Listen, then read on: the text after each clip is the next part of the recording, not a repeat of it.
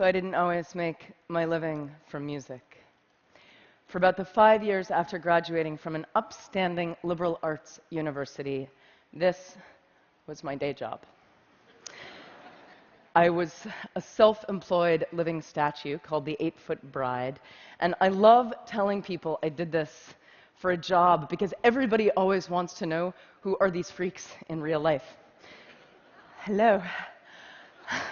I painted myself white one day, stood on a box, put a hat or a can at my feet, and when someone came by and dropped in money, I handed them a flower and some intense eye contact. And if they didn't take the flower, I threw in a gesture of sadness and longing as they walked away.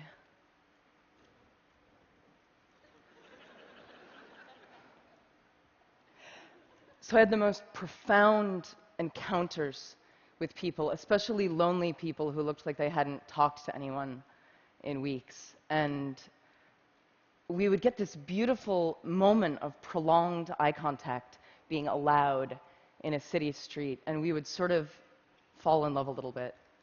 And my eyes would say, "Thank you.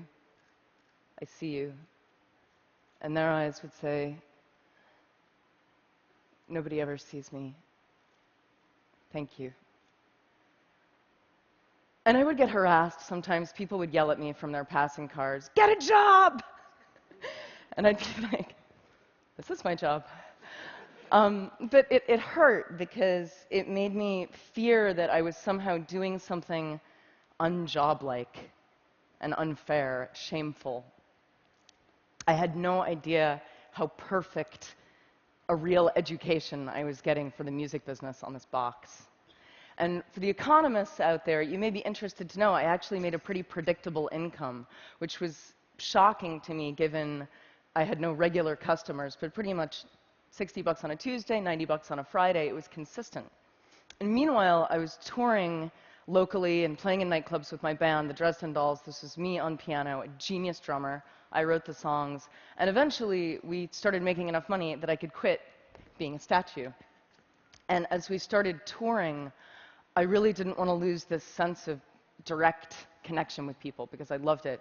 So after all of our shows, we would sign autographs and hug fans and hang out and talk to people. And we made an art out of asking people to help us and join us. And I would track down local musicians and artists, and they would set up outside of our shows, and they would pass the hat, and then they would come in and join us on stage. So we had this rotating smorgasbord of weird, random circus guests. And then Twitter came along and made things even more magic because I could ask instantly for anything, anywhere. So I would need a piano to practice on, and an hour later, I would be at a fan's house. This is in London. People would bring home-cooked food to us all over the world backstage and feed us and eat with us. This is in Seattle. Fans who worked in museums and stores and any kind of public space would wave their hands if I would decide to do a last-minute spontaneous free gig. This is a library in Auckland. On Saturday, I tweeted for this crate and hat because I did not want to schlep them from the East Coast, and they showed up care of this dude, Chris from Newport Beach, who says hello. I once tweeted, "Where in Melbourne can I buy a neti pot?" And a nurse from a hospital drove one right at that moment to the cafe I was in, and I bought her a smoothie, and we sat there talking about nursing and death. And I love this kind of random closeness, which is lucky because I do a lot of couch surfing. In mansions where everyone on my crew gets their own room, but there's no wireless, and in punk squats, everyone on the floor in one room with no toilets, but with wireless, clearly making it the better option. My crew once pulled our van up to a really poor Miami neighborhood, and we found out that our couch surfing host for the night was an 18-year-old girl still living at home, and her family were all undocumented immigrants from Honduras. And that night, her whole family took the couches, and she slept together with her mom so that we could take their beds. And I lay there thinking, these people have so little. Is this fair? And in the morning, her mom taught us how to try to make tortillas and wanted to give me a Bible. And she took me aside and she said to me in her broken English, "Your music has helped my daughter so much. Thank you for staying here. We're all so grateful." And I thought, this is fair. This is this. A couple months later, I was in Manhattan, and I tweeted for a crash pad, and at midnight, I'm ringing a doorbell on the Lower East Side, and it occurs to me, I've never actually done this alone. I've always been with my band or my crew. Is this what stupid people do? Is this how stupid people die? And before I can change my mind, the door busts open. She's an artist. He's a financial blogger for Reuters. And they're pouring me a glass of red wine and offering me a bath, and I have had thousands of nights like that and like that. So I couch surf a lot. I also crowd surf a lot. I maintain couch surfing and crowd surfing are basically the same thing. You're falling into the audience, and you're trusting each other. I once asked an opening band of mine if they wanted to go out into the crowd and pass the hat to get themselves some extra money, something that I did a lot. And as usual, the band was psyched, but there was this one guy in the band who told me he just couldn't bring himself to go out there. It felt too much like begging to stand there with the hat. And I recognized his fear of, is this fair? And get a job.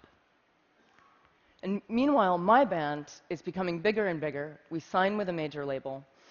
And our music is a cross between punk and cabaret. It's not for everybody. But, well, maybe it's for you. We sign, and there's all this hype leading up to our next record. And it comes out, and it sells about 25,000 copies in the first few weeks. And the label considers this a failure. And I was like, 25,000, isn't that a lot? They were like, no, the sales are going down. It's a failure. And they walk off. Right at this same time, I'm signing and hugging after a gig, and a guy comes up to me and hands me a $10 bill. And he says, "I'm sorry, I burned your CD from a friend." But I read your blog. I know you hate your label. I just want you to have this money. And this starts happening all the time. I become the hat after my own gigs, but I have to physically stand there and take the help from people. And unlike the guy in the opening band, I've actually had a lot of practice standing there. Thank you. And this is the moment I decide I'm just going to give away my music for free online whenever possible. So it's like Metallica over here, Napster, bad, Amanda Palmer over here. And I'm going to encourage torrenting, downloading, sharing, but I'm going to ask for help because I saw it work on the street. So I fought my way off my label, and for my next project with my new band, the Grand Theft Orchestra, I turned to crowdfunding. And I fell into those thousands of connections that I'd made, and I asked my crowd to catch me. And the goal was $100,000. My fans backed me at nearly $1.2 million, which was the biggest music crowdfunding project to date.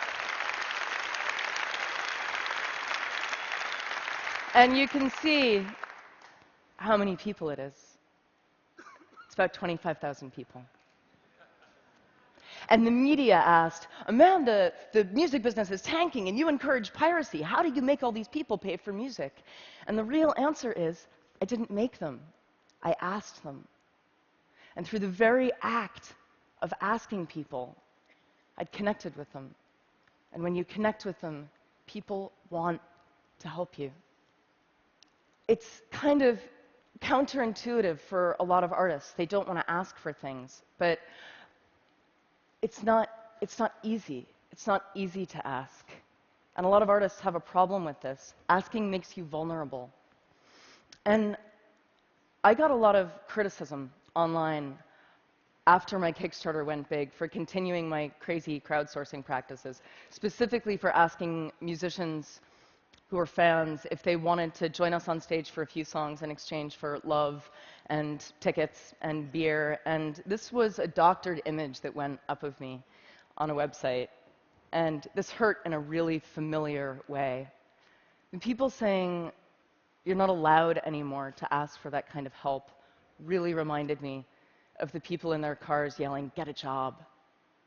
Because they weren't with us on the sidewalk, and they couldn't see the exchange that was happening between me and my crowd, an exchange that was very fair to us, but alien to them. So this is slightly not safe for work. This is my Kickstarter backer party in Berlin. At the end of the night, I stripped and let everyone draw on me. Now, let me tell you, if you want to experience the visceral feeling of trusting strangers, I recommend this, especially if those strangers are drunk German people. This was a ninja master level fan connection, because what I was really saying here was, I trust you this much. Should I? Show me. For most of human history, musicians, artists, they've been part of the community. Connectors and openers, not untouchable stars. Celebrity is about a lot of people loving you from a distance. But the internet and the content that we're freely able to share on it are taking us back. It's about a few people loving you up close, and about those people being enough. So a lot of people are confused by the idea of no hard sticker price. They see it as an unpredictable risk. But the things I've done, the Kickstarter, the street, the doorbell, I don't see these things as risk. I see them as trust. Now, the online tools to make the exchange as easy and as instinctive as the street, they're getting there. But the perfect tools aren't going to help us if we can't face each other and give and receive fearlessly, but more important, to ask without shame. My music career has been spent trying to encounter people on the internet the way I could on the box. So blogging and tweeting, not just about my tour dates and my new video, but about our work and our art and our fears and our hangovers, our mistakes, and we see each other. And I think when we really see each other, we want to help each other. I think people have been obsessed with the wrong question, which is, how do we make people pay for music? What if we started asking, how do we let people pay for music? Thank you.